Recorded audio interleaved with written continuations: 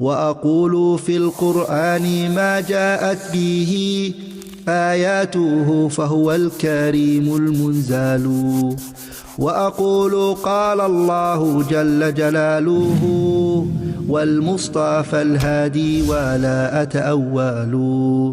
الحمد لله رب العالمين والصلاة والسلام على رسول الله وعلى آله وصحبه أجمعين.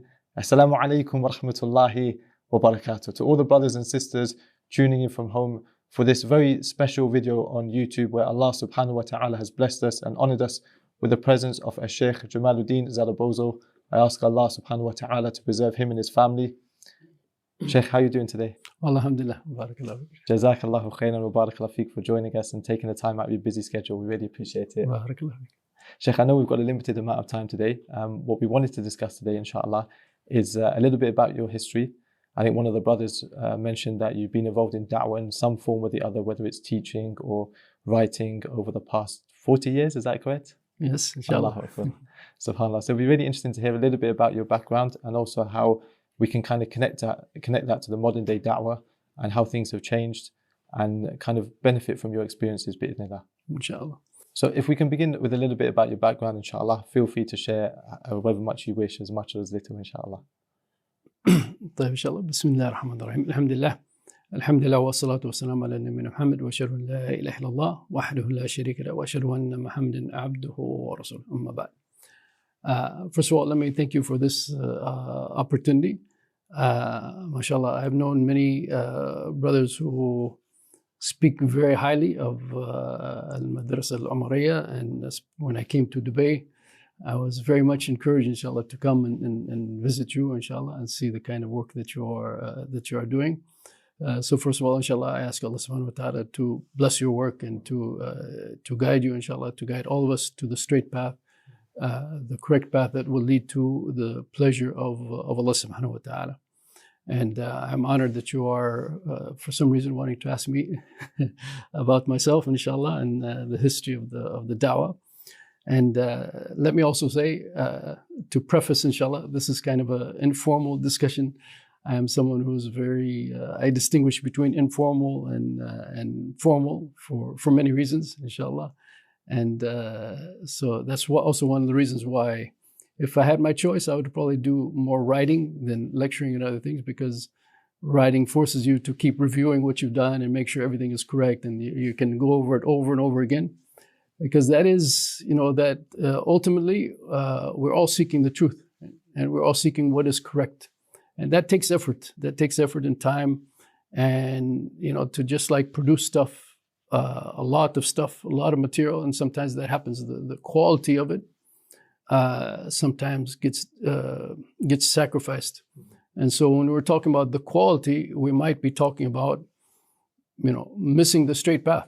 When we talk about the quality. So that's why when we discussed how we'll do this, inshallah, I said we'll keep it informal, inshallah. But I will do my best, inshallah, to put all my thoughts together as well as possible, inshallah, to discuss, inshallah, the topic, inshallah. So if you'd like me to, and alhamdulillah, since you're asking about me, I hopefully, inshallah, I am an expert. That's one of the few fields that I should be an expert in, inshallah. And so I can comment on like a lot of the changes that have taken place since I became Muslim. So I became Muslim in 1976. Okay. And actually I became Muslim I became Muslim before meeting any Muslims, actually. It was through the study of different religions that everybody has events in their life that lead them to do things. So I eventually ended up studying religions, and I decided to become Muslim. But my understanding, so I was in a small town in California in the United States. So my understanding was there are no Muslims around. And so I just kind of started practicing on my own. There was a book by a missionary called T.P. Hughes called The Dictionary of Islam, where he explained all the details of the prayer and so forth. Of course, he was in India, so it's all according to the Hanafi madhab, inshallah. So I started praying according to that. And eventually, so since I was in a college town, eventually I found out that there were Muslims there. and then alhamdulillah got hooked up with the Muslim community there, inshallah. So you can already see from there that like finding information about Islam at that time, in English in particular, obviously I'm an English speaker, that was very challenging. And much of the little literature that was out there, either written by non-Muslims of poor quality for, because of bias and stuff like that, and even what was being put out by Muslims at that time, a lot of the English, it's like translation, mostly from Urdu, right, into English. So sometimes the translation wasn't the best. It was sometimes difficult. And of course, sometimes I learned, for example, the word Pir Sahib pretty quickly. So sometimes there was a lot of reference to like Indo-Pak and things and so forth. So it was a challenge. It was a challenge to get good information back then. And you can now, mashallah, we have, for example, Al-Madrasa Al-Umariya. We have so many resources that are available now. And in one way, when you think about that there's so many resources, alhamdulillah, that is a good thing. But at the same time, that is also a hujjah, right? That's also a proof against individuals. So back in, let's say, 1976, when I may have done some very stupid things from the perspective of the deen, not understanding things correctly, maybe, inshallah, I was excused for all of that. But maybe nowadays, we have the time, we have the wealth, we have the resources. It's just a matter now of us as individuals making sure that we put the energy that is needed to get that knowledge.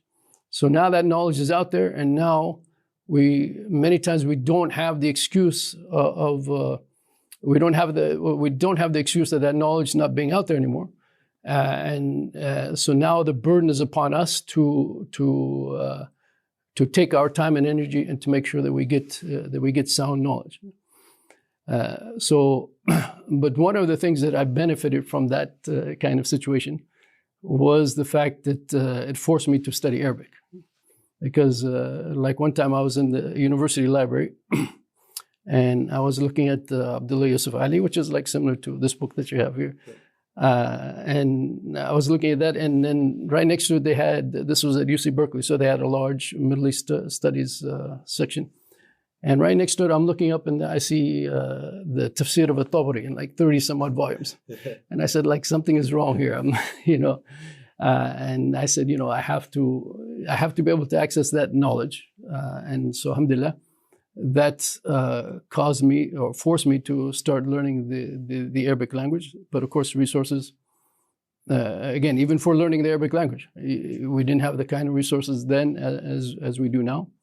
So alhamdulillah, things are now much more easily available. Anyone who wants to become a serious student, there's so many things that they can do now that were not available to us at one time. And this is a great ni'mah. This is a great blessing. And even with of course, the coming of the internet, I was actually kind of famous at one time for having, if you ask the other du'at at that time in the 1980s and 1990s, I was kind of famous for like having the one of the largest private libraries. One brother came from Medina and he looked at some of my books and he said, I haven't even seen these in Medina yet. And one that was actually published in a company in Medina. But I had some connections that I was able to get those. But now, like my entire library, just a few, click a few clicks on the keyboard, and my entire library basically is available to anybody. Yeah, so true. So alhamdulillah, the opportunities there are great. Unfortunately, so at that time, obviously, we still had different, let's say, different varieties of Islam at that time. So you still had to struggle and strive to make sure that you didn't end up with something very strange. Actually, the first translation that I read was actually by Qadiani. So, there was still that effort to first starting in your heart that you want to be very sincere to Allah subhanahu wa ta'ala, and you want You want that knowledge and that path which is pleasing to Allah subhanahu wa ta'ala. Everything has to start there. But then you have to take the effort to like really study things and figure out like what is going on and why, for example, this is an authentic source that you should be listening to. This is not an authentic source. So unfortunately nowadays we have a lot of resources, but we also have a plethora, or we have I have some friends of mine who don't like it when I use those kind of words. So, so we have a wide variety of information out there, and for many people, it's getting much more difficult for them to figure out like what is correct and what isn't correct. But that problem's always been there. I mean, groups of bid'ah have always been around. They've always been, let's say, like in English, they've always been publishing material. So as I said, it takes first of all an internal intention that you want to know what is pleasing to Allah subhanahu wa ta'ala.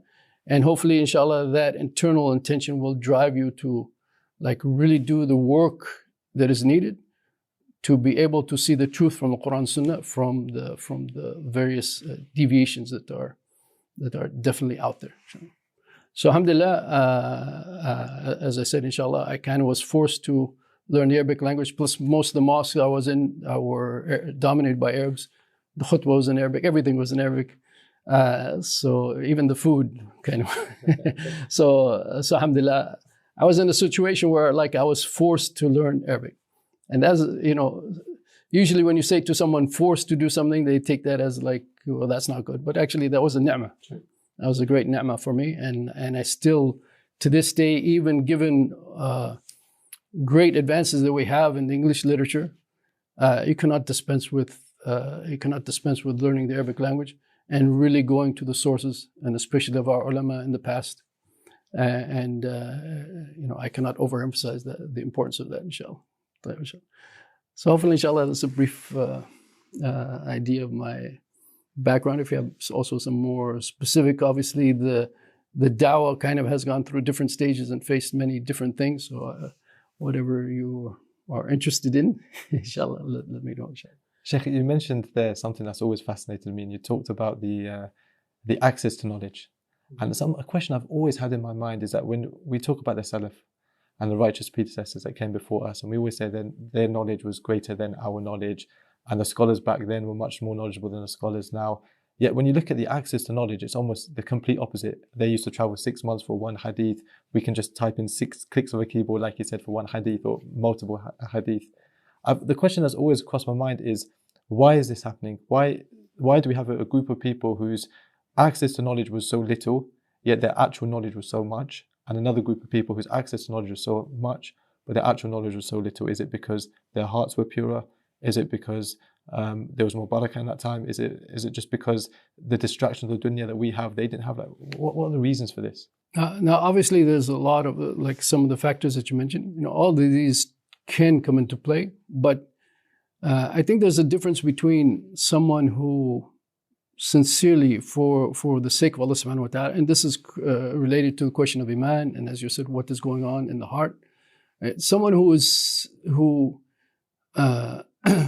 sincerely trying to find what is pleasing to Allah. I mean, of course, we always make the dua and al-Fatiha, ihdina as-sirata al-mustaqim. We're making this dua, but you know, is our heart really into it, that we really want to know what is that path and stay away from deviant paths. So, of course, you know, there are other things going on. If that sincerity is there, Allah, inshallah, hopefully will bless you as a result of that sincerity. So if you are seeking the truth, you know, if you're taking steps towards Allah subhanahu wa ta'ala, Allah will take even more steps towards you. So there is that aspect to it that is very important, and nobody can deny that. But we can see how that kind of like develops in practice, how they were serious about their knowledge. They're willing to sacrifice time and energy, wealth, right? I mean, travel to other countries, travel to other areas just to study. And, you know, it's all on their own dollar. It's not like they got a scholarship and they're going necessarily someplace else. So, and the ultimate goal was to know what is pleasing to Allah subhanahu wa ta'ala. The ultimate goal was not just like to know something and then say, okay, so I know something about that. I think a lot of times people nowadays they turn to Islamic topics like just to know something about them. It's not the ultimate that I need to know about this so that this is going to be leading my life in all ways. So they may maybe take like a weekend class on this or that, or maybe a class online related to, let's say, ulum al-hadith or ulum al-Quran, and they get some kind of like basic understanding. And I guess given their level of iman, they are satisfied with it. Okay, so I know a little bit about the deen, and so therefore I know that I can do, let's say, like enough to get by to please Allah subhanahu wa ta'ala. Okay. But the one who is really trying to please Allah, they're not going to be satisfied with just knowing a little bit about the deen. Actually, their heart is going to be driving them to know as much as they can, because they want to be as certain as possible that they are pleasing Allah, that they are doing what is correct. And they're also not satisfied just with like, what's the minimum that I need to know to please Allah. They are truly trying to please Allah subhanahu wa ta'ala. And I think when you listen to some of the statements of the Salaf regarding related to knowledge and so forth, and why they're out there and the efforts that they took, inshallah, all of that was part of the fact that they're not just trying to get knowledge to say, okay, I have the minimum that I need, I know a little bit about that, and so I can be a Muslim. But no, their ultimate goal was to please Allah subhanahu wa ta'ala. And of course, I mean, when we talk about the Salaf, even from the time of the Prophet ﷺ onwards, you know, we're talking about thousands and then into the millions. Many of them we don't know about, but the ones that we do know about, they are basically the exemplary ones who are living up to this, and we need those kind of people today, because I think one of the things that we have. And unfortunately, I've spoken about this many times to the extent that maybe some people, they might hear this again and they say I'm going off on this again. You know, one big issue that we've had, and especially since colonial times and so forth, some of our best minds they're not going into Islamic studies. They are, again, getting either, you know, what is the... one Shaikh mentioned the Holy Trinity, doctors, lawyers, engineers. Right? So our best minds are going into that. And so they are, and of course those are important fields. Nobody is stating that, nobody's saying that those are not important fields. But to have the knowledge of the deen and to spread that deen, this is obviously a fard kifaya. We need individuals who cannot just memorize the Quran and maybe teach how to pray and make wudu and so forth. I mean, especially in this day and age, we have all sorts of challenges, whether it is atheism or whatever, right? We have all of these kind of challenges. And we need enough people who are qualified, basically, to meet those challenges. And in reality, it's not like a board of ulama that, you know, everywhere you go, you see the same ulama. The reality is that individual communities need these kinds of individuals who can lead them, who, when something comes up on a personal level, they can help them. So actually, every community needs people who are like ulama. Every community needs it. And if you look around, I mean, I've seen many communities where Jummah prayer, they have like 1,000 people. If you needed this kind of surgery, you could probably find like 10 people who could do that. If you needed, you know, IT specialists, you could find maybe hundreds who could do that. But then they can't find someone to give khutbah. Right? I mean, this is the stark reality of what we are facing now. Our priorities as an ummah perhaps have shifted quite a bit, and this is probably one of the biggest differences between the Salaf as a whole and our generation or our recent generations.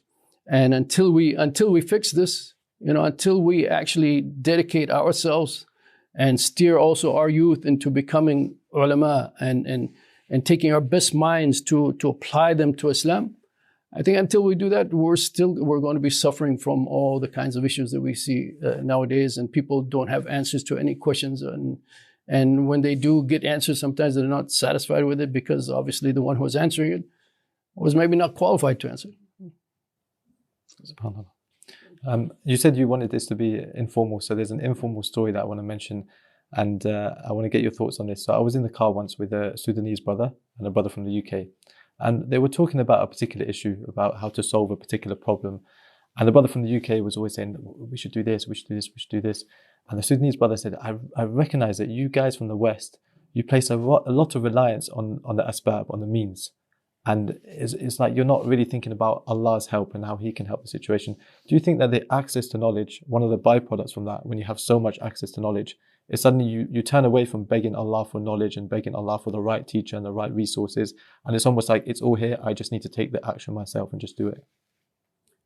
Well, I think this is, if that scenario was described there is correct, then I think this demonstrates a very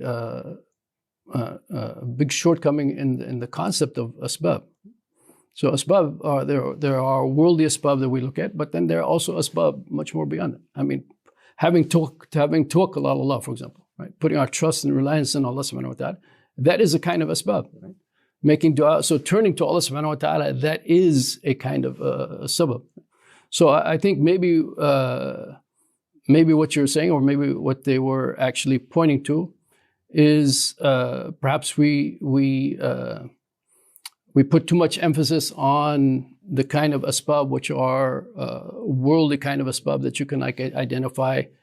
The Prophet ﷺ told us, for example, al-ilmu bi-ta'allum, that knowledge comes through study. So via study, that is one of the worldly asbab, one of the things that you can recognize that you do this, it should lead to this, right? This result. But if you're just focusing on those kind of asbab and not realizing that, for example, hidayah, guidance, has to come from Allah subhanahu wa ta'ala.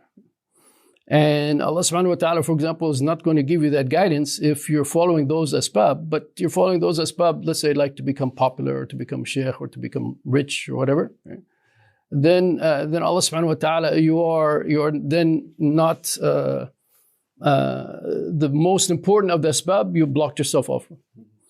And this is something probably historically many of the Salafi people, I think sometimes they have been lacking in you give the knowledge, what you could maybe call like the cold hard facts, like the theory, kind of like theory, yeah, like yes, but. And historically speaking, the question of tazkiyah, for example, of purification of the soul, has been left to other people to handle it. And this is a big mistake, because I mean, if you look in the Quran, one of the biggest roles of the Prophet ﷺ is basically he's teaching us يُعَلِّمُهُمُ الْكِتَابَ وَالْحِكْمَةِ. He's teaching us the book and the wisdom. وَيُزَكِّيهِمْ, right? I mean, what he's trying to give us and what he's trying to show us is the way of purification. So it is actually the Salafi who should be the expert when it comes to purification, because that was what the Prophet ﷺ brought us. And so I think this is, for many Salafis, they think it's the knowledge. Obviously, the knowledge is very important, but that knowledge needs to be put into practice. That knowledge also needs to have an understanding of, but what are the other ways of, or what are the important ways of unlocking the connection between you and Allah subhanahu wa ta'ala. In fact, a number of years ago, I wrote a book on purification of the soul, basically in the height of the Salafi movement, what some people refer to as the good old days of the Salafi movement, in the height of that.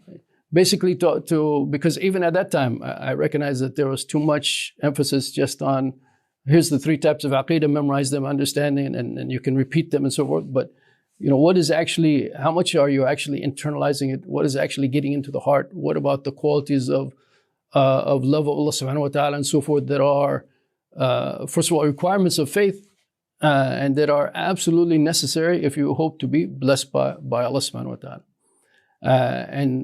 So going back to your question, there are lots of different types of asbab, and just to recognize again what we could describe as the more worldly asbab, this is a big mistake. And then you have others who are just, let's say, like emphasizing the more spiritual type of asbab, the blessings that come from Allah subhanahu wa ta'ala, but then they are sometimes not emphasizing the knowledge part. So we need to combine these two together. As I said, that was the way of the Salaf, combine these two together, and to recognize that these are all asbab. Barakallah feek. So we spoke about seeking knowledge and access knowledge. Let's go back to 1976 now. And in terms of da'wah, pre-social media, pre-internet, what for many there of was us, there was a world before social media. Yeah, I didn't realize that existed. So you guys on water back then. So what was the concept of da'wah in 1976? Was there a concept of da'wah in 1976? So obviously I'm in the United States, so I can just kind of comment about the United States at that time. So mashallah, by the time that I became Muslim, before that, I think in the 60s, some people actually got together, some Muslims actually got together and understood the importance of da'wah and having at least some kind of institutions. So since at that time, most of the Muslims were students, they developed something called the Muslim Student Association. So that, so for example, when as I said, when I became Muslim, I thought there were no Muslims there. I used to go to the local university to shoot some pool in the student union. So one time I was in the student union and I saw this little card and it said Muslim Students Association, call this number. I said, wow, that's great. So that was the version of Instagram back then. You just put cards around. There you go. Yeah. And so alhamdulillah, so we didn't have a mosque. So, I contacted them and I remembered, I had learned how to pray from that Dictionary of Islam book by T.P. Hughes. And I remember on the phone, I called them and the brother asked me, it was a Kuwaiti brother, and the brother asked me, do you know the salat? And I didn't catch that word, but he said, I realized the letter that was the word that he said. He said, do you know the salat? I said, no, but I know how to pray. So alhamdulillah, we had an apartment, two Kuwaiti brothers had an apartment, and that was like the central place that people used to come. And all sorts of we had Muslims from different parts of the world, but everyone would kind of come there, and then we would rent a room for the Jummah prayer on campus. So alhamdulillah, I mean, we had, by that time, we already had some Muslims who understand that we are a community, we need to work together. There was a small library, we used to have lectures, to be honest, it was like the blind leading the blind in many ways. But we would do our best, right, to try to prepare lectures and give each other knowledge and so forth and grow. So there was a recognition that things needed to be done. Many of those students ended up not going back home for various reasons. So then the entire nature of the community changed. A lot of times then the focus now turned more towards the children. Before the thinking was, well, when I have children, I'm going to be back in my home country anyway, so don't have to worry about that. But then when they got stuck there, then a lot of the focus became on children and youth. And it is true that youth obviously need our attention. But if the adults are still lost, you can't really expect the youth to be guided. Right? And so now in a lot of mosques, I noticed that let's say I get the mosque email, newsletter from different mosques. And about 9/10 of the activities are all directed towards the youth. And maybe there's one lecture about how to pray or how to make wudu or something for the adults. But the adults are still the adults in the room. Right? And they need to be the ones who are setting the example and giving the guidance. And so there's been this big shift, which in the long run, I don't think is very good. I mean, the youth need, obviously, they need as much as help as they can, and given, the circumstances nowadays, but the adults also need to be guided, and that's so now. The focus of much of the local mosques have changed, and as you said, obviously at that time we had books. We had something called cassette tapes. Yeah. Maybe I should have brought, I don't know if you have a museum here that might have a cassette tape. So sometimes when people give lectures, cassette tapes would be distributed. Yeah, there's even pre-CDs, which are extinct now. Pre-CDs and not too much video, by the way. Okay, it's all audio. So most people, for example, I mean, to this day, you're not going to see too much of me on, I'm not into social media and so forth. So But there was a lot of there were times in the past which, like, when people would invite me to be a speaker, right? And they would come to the airport. They have like no idea who I am. They're like looking, who's the speaker that we invited, right? Because they haven't got a video of you to check. Like, they don't have a video. They don't have anything, right? So of course now things have changed. Things have changed quite a bit, and a little bit of it also.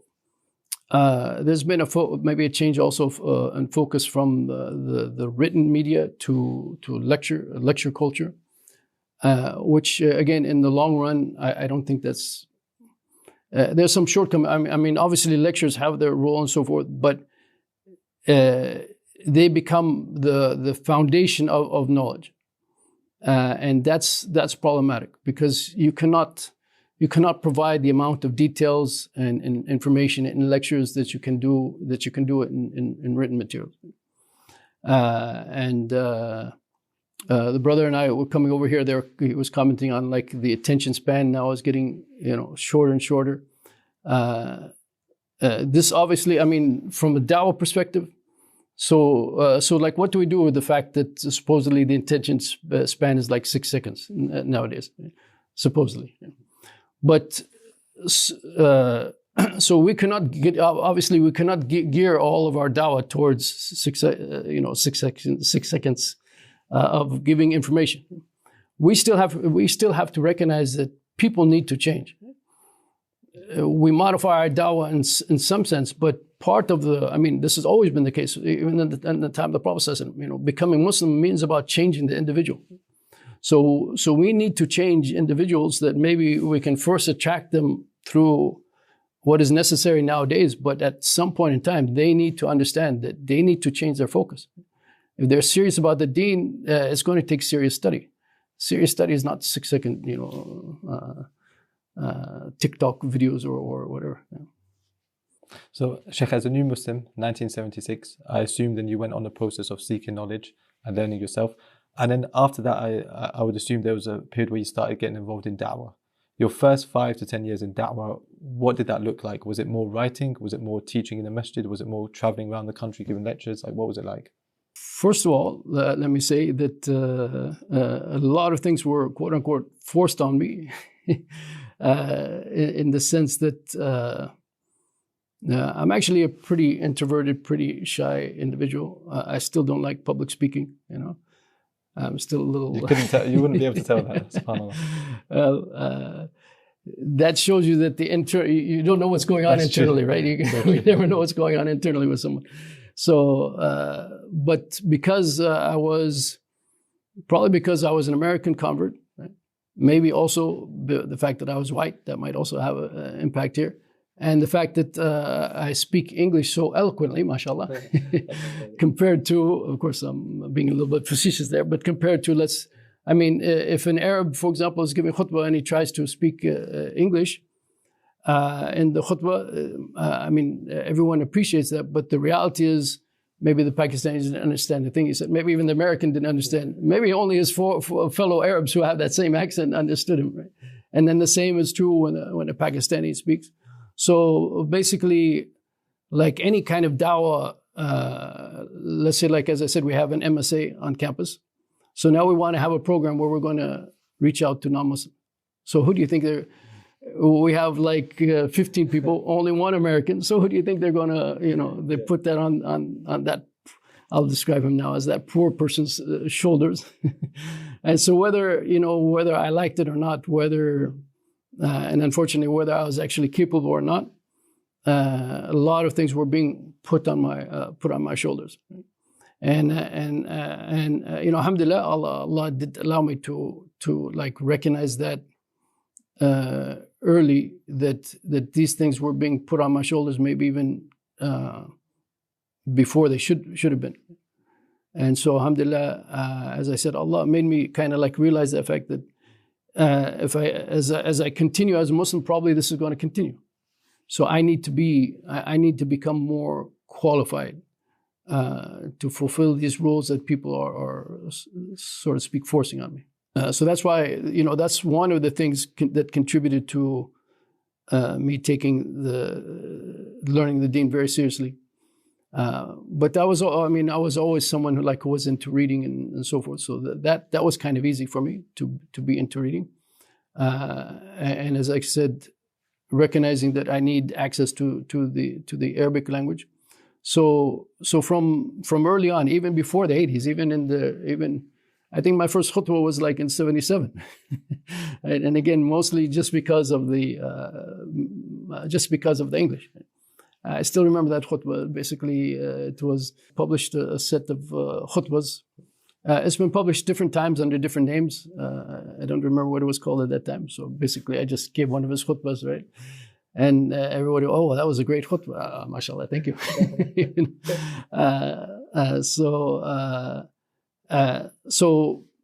Again, being this English American convert, English speaking, I was invited to many places. So mostly it was coming to different mosques, having little conferences. This is MSA had different conferences in different places. That's one of the things that got me started. But I always, again, I like to read. I like to write. So I started writing. There was actually the MSA at that time had a small journal called Al-Ittihad. I started writing for that a couple of articles, and over time, especially translation, people wanted things translated into English, and that's kind of like also got me started into the publishing industry and so on. So, but again, we had basically, again, when you go to those conferences, they would record those lectures and they would be passed around. Books started to come out. Slowly but surely also. So that was like the beginning. And that was, I would say that continued for many years. That it was mostly like conferences. The conferences became bigger and bigger, maybe more and more speakers also. But that material from those conferences would be spread through cassettes again. And a little bit of a growth of literature, written literature, books, some journals out there as well. Shaikh, you mentioned something that I really want to hone in on because I think it's so relevant for today's time. And it's the concept of being pushed and having responsibilities on your shoulder in terms of giving da'wah. When you internally, you kind of recognize, I'm not ready for this. Now, I think that happens so often nowadays because someone might start a YouTube channel or a TikTok account or an Instagram account with every good intention of just trying to share a few reminders of what they've learned and just benefit the Muslims. And before you know it, they've started to become more and more popular. Millions of followers, hundreds of thousands of followers, and they suddenly become the voice for the Muslims now. And maybe within themselves, they're recognizing that actually, I haven't got the knowledge for this responsibility. That person there, what advice would you give them? Should they just stop altogether and seek knowledge? Should they try and balance both? Should they continue the way they are? Well, hopefully somebody who has reached that kind of level, you would hope, inshallah. So there's some things, there's some aspects of knowledge which you feel confident that you've studied them in detail and you've taken them from different sources and you're pretty confident this is correct. And hopefully, inshallah, that's a good amount of material. So you when it comes to teaching others and so forth, you need to concentrate on that which you have good reason to believe and know that this is correct. You're not out there just giving your opinion and so forth and making ijtihad on your own and so forth. You focus on that material, inshallah. So if you are, as I said, like myself in that at that time, like that first khutbah, right? I didn't go out there and make ijtihad and talk about LGBTQ or whatever. Of course, it would have been kind of strange back then, but I took from someone who was well respected and his material was out there, so I did basically what I felt. I was confident that everything here sounds good, and I used that material based on what I knew at that time. I'm not going to try at that time or any time to go beyond what I feel like I have real good knowledge of. So if somebody, mashallah, is in that kind of position, I'm sure that there's lots of aspects of knowledge that he has confidence that yes, this is sound, this is good knowledge. I've taken it from many sources, and I have, inshallah, a good command over it.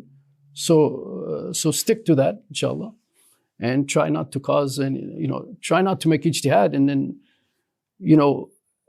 when you make ijtihad, a couple of things can happen. when you make ijtihad and it turns out to be wrong, so we're all human beings, I suspect. We're all human beings, and human beings have lots of things going on in their nafs. So let's say like you have a good number of followers, and you don't restrict yourself to that which you know is good and sound knowledge, and you make ijtihad on an issue. And of course, you know the nature of social media and so forth. Whether that ijtihad is going to be correct or not, probably many people are going to critique it.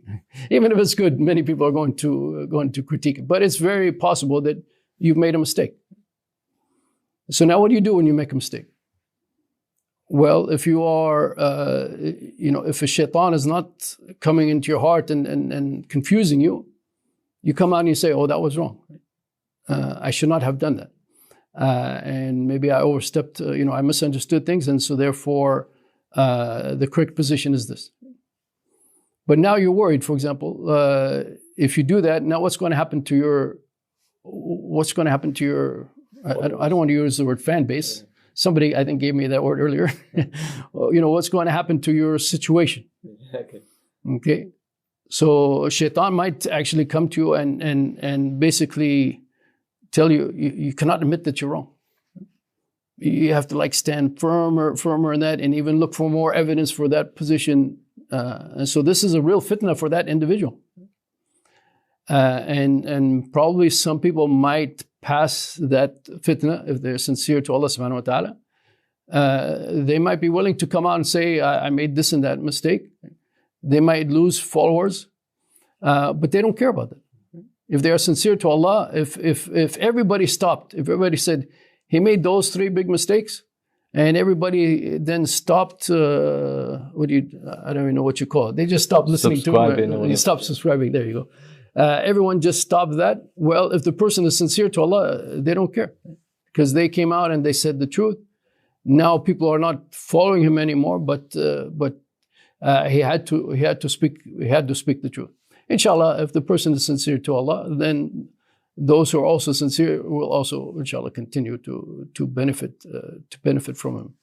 But otherwise, as I said, otherwise it may be a situation where the individual then starts to try to defend themselves, even when their position maybe isn't that defensible.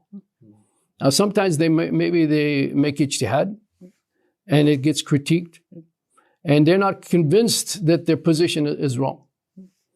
But at the same time, if that was the result of a lack of knowledge on their part, like they were not really qualified to make that ijtihad, so this is also a problem, because they're going to say, well, as far as I know, this is correct, and so now I'm not going to listen to the criticisms, and as a result, that's coming from the fact that they didn't realize that maybe they were not qualified to make that ijtihad. The ijtihad might be wrong, and some people are critiquing it, but others are liking it. And so they say, okay, I did that ijtihad, I like it, people are liking it, so I'm going to stick with it. So this is all part of the problem of failing to make sure that you really have a strong basis for everything that you are putting out there. And just to comment also on this idea nowadays of immediate responses, and everybody wants something as soon as possible, that also contributes to this problem. Because let's say something comes up. Mm-hmm. Like a current event in the news, you mean, or something like this? Pardon me? Like a current event in the... Like a current event. Let's say any kind of a current event, or what should we do about this movement or that movement. So sometimes your response actually requires you to go and maybe do 6 months of study. But the social media is expecting you to speak now. And I think this is also a big fitna, because some topics need a good deal of study to figure out really what is going on. And sometimes in fiqh, almost nothing is 100% black and white. Everything, there's nuances to almost everything. And until you study it in detail and recognize those nuances, you're probably going to make a general statement which is too general, or maybe a narrow statement that's too narrow, and basically it's going to be wrong. It's going to have aspects to it that are wrong, but that is the result of the fact that you maybe felt pressure that you need to speak now. And you can't just say, okay, look, I'm going to stop my this account, that account for a little while and study this, and I'll come back to you. But sometimes that is what is necessary.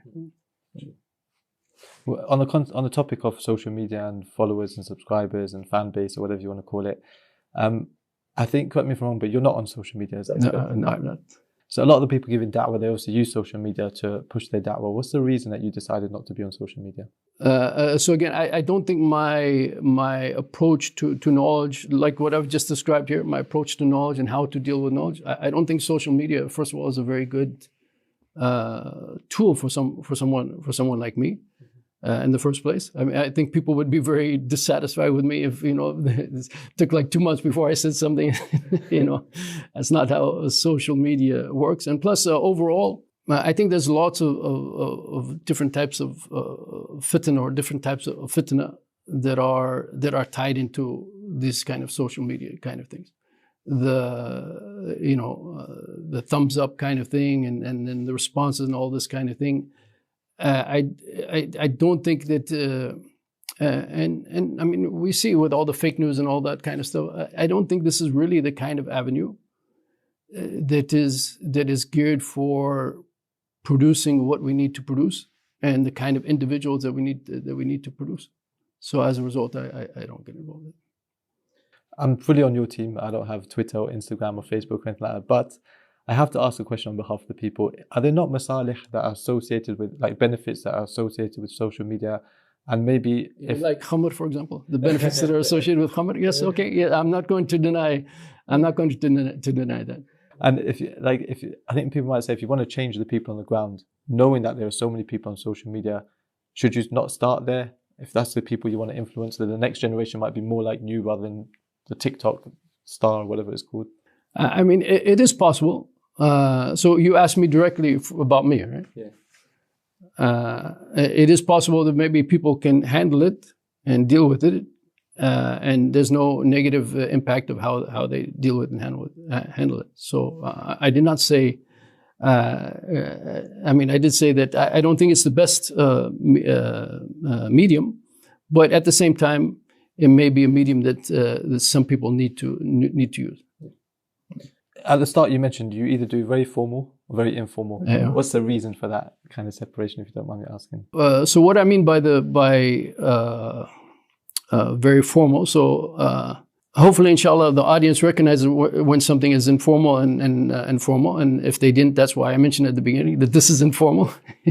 So what I mean by formal is, and why I call it formal, is that basically what I'm saying is that I have done a lot of research behind this, and I'm not just in a conversation with you, but this is like a product that I feel like you can like take, and as far as I know, it's you don't have to worry about what I'm saying here. Like for example, so I give classes online, and I have a rule. Apparently, I misunderstood the rule at one point in time. Alhamdulillah, I've adjusted it.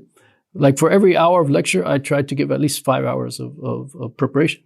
At one time, it was 10 hours.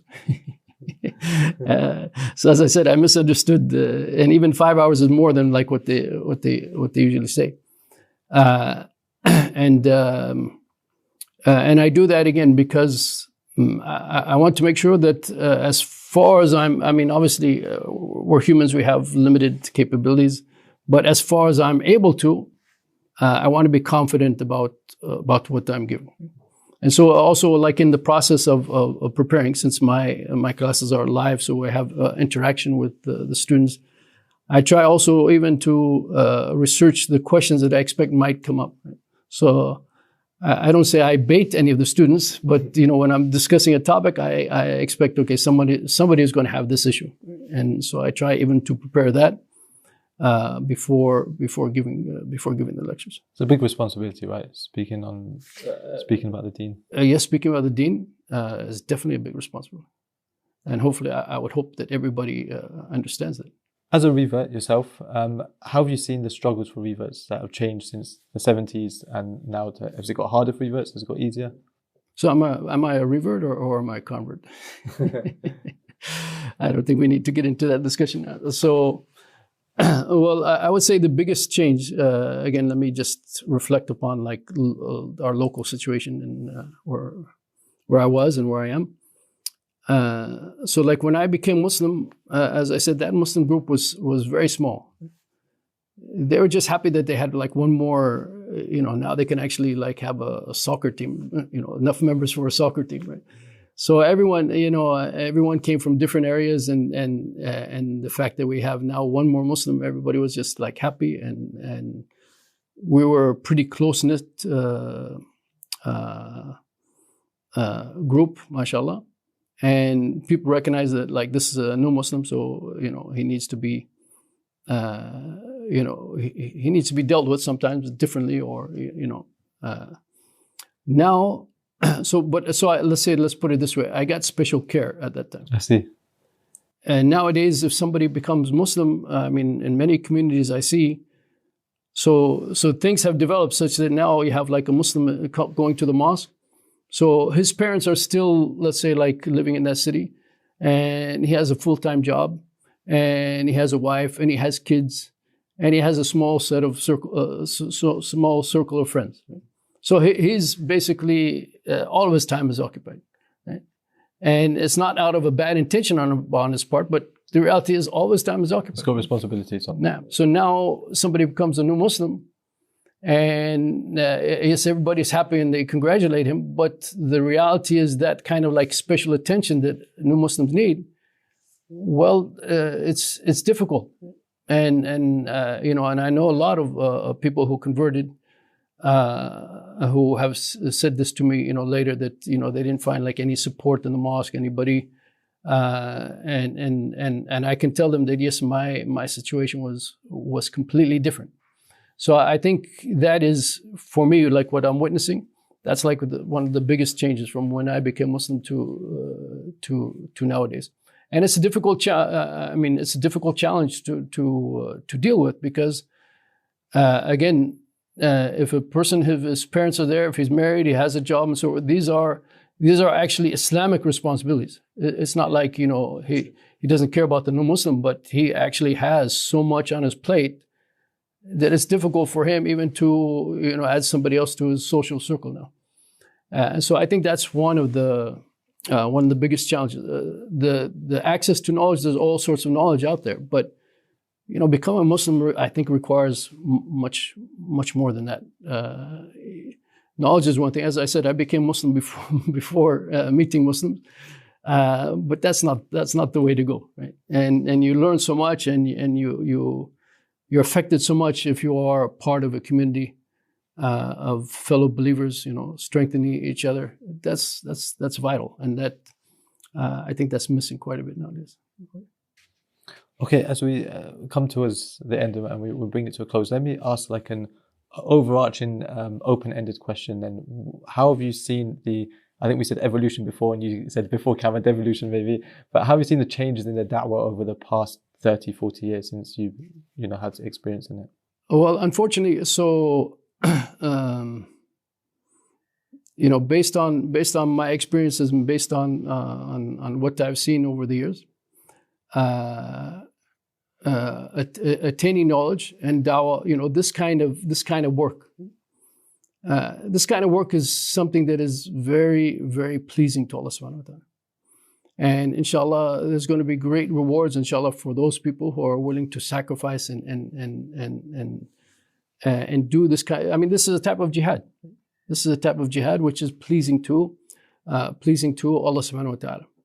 And so not everyone, just like people who go out and fight in jihad, right? Not everyone necessarily is going to raise the banner of La ilaha illallah. And so this, in the case of jihad, let's say in the time of the Sahaba, In some of the battles we saw, let's say like in Uhud and so forth, we saw the impact when the archers eventually came down, right? And they essentially they did not live up to the demands, the orders of the Prophet ﷺ. I mean, these kind of things they affect the jihad, and they can be a fitna for the community. Later, for example, Khandaq, and again the role of munafiqeen and so forth. This is a fitna. Right? So even in jihad, even in the actual fighting of jihad, you see these kinds of fitnas. So in the dawah, and again, part of it might be because the act of jihad is so pleasing to Allah subhanahu wa ta'ala. You need to distinguish the true mujahideen from those that don't have that pure heart. And so that kind of fitna is going to be related to that act. So dawah is also a type of jihad for the sake of Allah subhanahu wa ta'ala. And as a result, there is fitna related to it as well. And whether you're talking about, the 80s, there was fitna, definitely. Whether you're talking about that time or you're talking about now, there are different types of fitna that are related to dawah, that are related to seeking knowledge and trying to spread the knowledge for the sake of Allah subhanahu wa ta'ala. And the individuals who want to get involved in this realm, if they're not going to make sure that their intention is solely for the sake of Allah subhanahu wa ta'ala, they might fall prey to some of that fitna. And I guess overall that would be like my let's say like biggest advice moving forward, that make sure that do your best, inshallah, to make sure that you are truly doing these kind of actions for the sake of Allah subhanahu wa ta'ala. And many times the individual I think can know, and I'm also, I've had people come to me like later or they've been involved and came to me and said, that sometimes they were doing it like for XYZ reason, and they realize it, and then now they're trying to figure out how can they fix themselves, or how can they fix maybe even like what they've done. So this is very key. Just think about everything that you're doing, and even the statements that you're making, like even the lecture that you're preparing. Are you really doing it for the sake of Allah, or are you doing it for some other reason? Somebody got you upset, so now you're going to give this lecture based on that, based on the fact that somebody got you upset. So the sincerity to Allah is not there. But as I said, it is a type of jihad that is very pleasing to Allah subhanahu wa ta'ala. So ibtila, trials, are going to come with it. Even let's say like al-Bukhari, the kind of trials that he had to face, and he's standing up for the sunnah and spreading the deen, and he has to face different types of trials that he faced in his life. Again, an act like that, which is so pleasing to Allah subhanahu wa ta'ala and requires sincerity on your part, you need to expect ibtila to come with it. Sometimes people are shocked by, how come the da'wah is there so fighting this and that? No, actually don't be shocked by that, because these are people who are engaged in something that should be one of the acts that are most pleasing to Allah subhanahu wa ta'ala. So Allah is going to distinguish those who are true and sincere to Allah from those who are not. Shaykh, barakallahu feek. I've really enjoyed that conversation. I've personally benefited from it. It's helped me with some of the thoughts that I have about al-Madrasatul Umariyah. So I really want to thank you for taking the time out of your schedule to come and join us today. I would love to continue, but the salah time is coming in soon, so we're going to have to draw it to an end, inshallah. Normally we ask, where can people find you? But I'm shy to ask that because you're not on social media. But you did mention you have some classes that you teach on Zoom. Are they open classes, or do you have specific students for that? How does it work? It's open, Jamaaluddin.com. Okay. As long as you know how to spell my name correctly, it should be okay. We'll try and put it in the description for people, inshallah. Inshallah. Barakallahu feek. Subhanaka wa bihamdik. Ashhadu an la ilaha illa anta astaghfiruka wa atubu ilayk. Barakallahu fikum. Wassalamu alaikum wa rahmatullahi wa barakatuh.